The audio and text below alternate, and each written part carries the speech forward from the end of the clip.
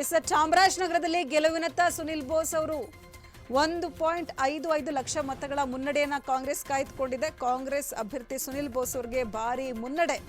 ಆರಂಭದಿಂದಲೂ ಕೂಡ ಸುನಿಲ್ ಬೋಸ್ ಅವರು ಮುನ್ನಡೆಯನ್ನ ಕಾಯ್ದುಕೊಂಡಿರುವಂಥದ್ದು. ಎಸ್ ಮಹದೇವಪ್ಪನವರು ಚಾಮರಾಜನಗರದಿಂದ ಕಾಂಗ್ರೆಸ್ ಅಭ್ಯರ್ಥಿಯಾಗಿ ಸ್ಪರ್ಧೆನ ಮಾಡ್ತಾರೆ ಅಂತ ಅಂದುಕೊಂಡಿದ್ವಿ. ಆದರೆ ತಮ್ಮ ಮಗನ ರಾಜಕೀಯ ಭವಿಷ್ಯಕ್ಕಾಗಿ ಸುನಿಲ್ ಬೋಸ್ ಅವರನ್ನ ಕಣಕ್ಕಿಳಿಸ್ತಾರೆ. ಯಾರಿಗಪ್ಪ ಸಿಗುತ್ತೆ ಟಿಕೆಟ್ ಅಂತ ಅಂದ್ಕೊಳ್ತಿದ್ವಿ ನಾವು ಕಾಂಗ್ರೆಸ್ಸಿಂದ. ಚಾಮರಾಜನಗರ ಕ್ಷೇತ್ರದಲ್ಲಿ ಯಾರಿಗೆ ಸಿಗುತ್ತೆ ಬಹಳಷ್ಟು ಆಕಾಂಕ್ಷಿಗಳಿದ್ರು. ಕೊನೆ ಕ್ಷಣದಲ್ಲಿ ಸುನಿಲ್ ಬೋಸ್ ಅವರಿಗೆ ಟಿಕೆಟ್ ಫೈನಲ್ ಆಗುತ್ತೆ. ಬಹಳಷ್ಟು ಖುಷಿಯನ್ನು ವ್ಯಕ್ತಪಡಿಸ್ತಾರೆ. ಗೆಲ್ತೀನಿ ನಾನು ಚಾಮರಾಜನಗರದಲ್ಲಿ ಅಂತೇಳಿ ವಿಶ್ವಾಸವನ್ನು ಕೂಡ ವ್ಯಕ್ತಪಡಿಸ್ತಾರೆ. ಅದರಂತೆ ಇದೀಗ 1.55 ಲಕ್ಷ ಮತಗಳ ಮುನ್ನಡೆಯನ್ನು ಕಾಂಗ್ರೆಸ್ ಅಭ್ಯರ್ಥಿಯಾದಂಥ ಸುನಿಲ್ ಬೋಸ್ ಅವರು ಕಾಯ್ದುಕೊಂಡಿದ್ದಾರೆ. ಆರಂಭದಿಂದಲೂ ಕೂಡ ಸುನಿಲ್ ಬೋಸ್ ಅವರು ಮುನ್ನಡೆಯನ್ನು ಕಾಯ್ದುಕೊಂಡು ಬರ್ತಾ ಇರುವಂಥದ್ದು.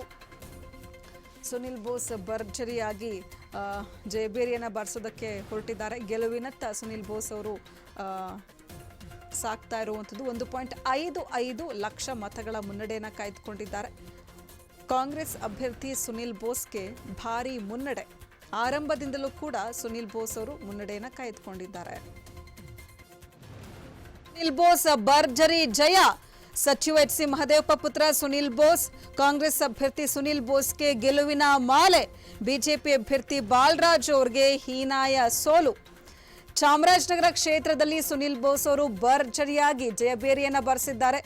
ಸಚಿವ ಎಚ್ ಸಿ ಮಹದೇವಪ್ಪನವರ ಪುತ್ರ ಸುನಿಲ್ ಬೋಸ್, ಕಾಂಗ್ರೆಸ್ ಅಭ್ಯರ್ಥಿಯಾದಂಥ ಸುನಿಲ್ ಬೋಸ್ ಅವರು ಗೆದ್ದು ಬೀಗ್ತಾ ಇರುವಂಥದ್ದು. ಗೆಲುವಿನ ಮಾಲೆಯನ್ನು ಹಾಕಿಸ್ಕೊಂಡಿದ್ದಾರೆ. ಬಿಜೆಪಿ ಅಭ್ಯರ್ಥಿ ಬಾಲರಾಜು ಅವರಿಗೆ ಹೀನಾಯ ಸೋಲು. 1.55 ಲಕ್ಷ ಮತಗಳ ಮುನ್ನಡೆಯನ್ನ ಕಾಂಗ್ರೆಸ್ ಅಭ್ಯರ್ಥಿ ಕಾಯ್ದುಕೊಂಡಿದ್ರು. ಇದೀಗ ಜಯಬೇರಿಯನ್ನ ಬಾರಿಸಿದ್ದಾರೆ. ಸಚಿವ ಎಚ್ ಸಿ ಮಹದೇವಪ್ಪ ಪುತ್ರ ಸುನಿಲ್ ಬೋಸ್, ಕಾಂಗ್ರೆಸ್ ಅಭ್ಯರ್ಥಿ ಸುನಿಲ್ ಬೋಸ್ಗೆ ಗೆಲುವಿನ ಮಾಲೆ.